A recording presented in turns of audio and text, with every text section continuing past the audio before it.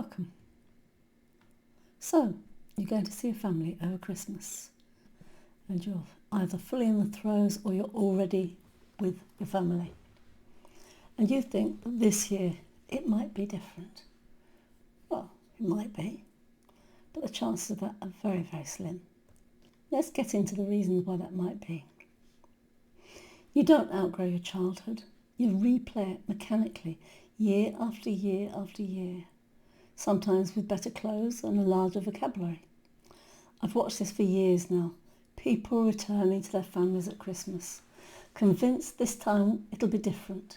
And within hours, the old self is back on stage.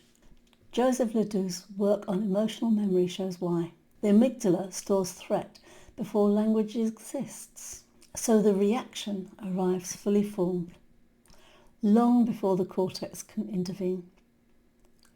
Spinoza saw the same thing, which he stated in the Ethics Part 3, that we are passive effects, acted upon by causes we didn't choose.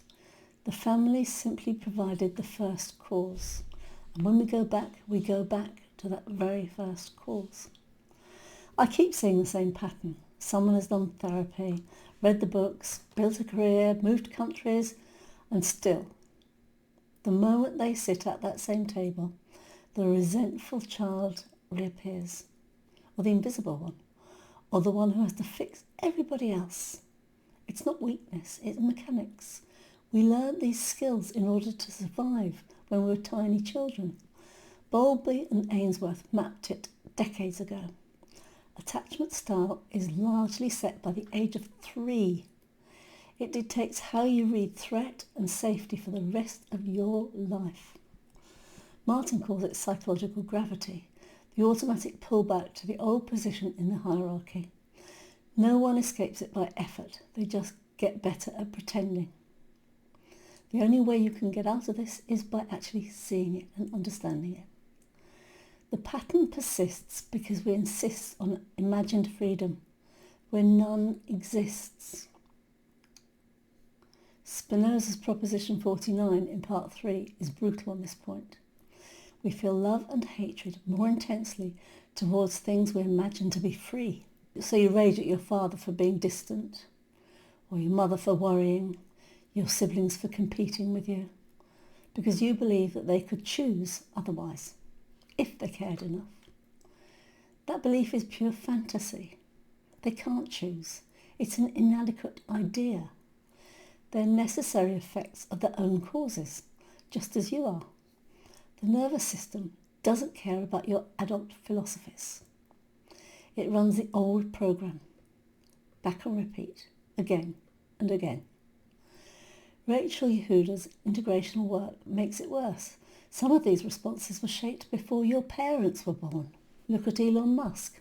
He presents himself as a self-made pioneer, the man who wills Mars into existence, and Martian communities and everything else you've seen in sci-fi movies. Yet, in his interviews, the Isaacson biography ones especially, the moment his father is mentioned, he turns back into that frightened little boy. The tension is visible, the anger is palpable, the same hierarchical rage, the same need to dominate or escape domination. It's not hypocrisy, it's stability. It's what he learned as a small child. It kept him alive. The fantasy self, that's kind of Martin Butler's term, the performed identity of the genius innovator, kept the childhood wound at a safe distance while quietly reenacting it. Public success becomes the new arena for old approval battles. It works, that's why it doesn't change. We're all constantly seeking approbation, endorsement, love even. For the rest of this article and all my other content, please take a look on Patreon and on Substack.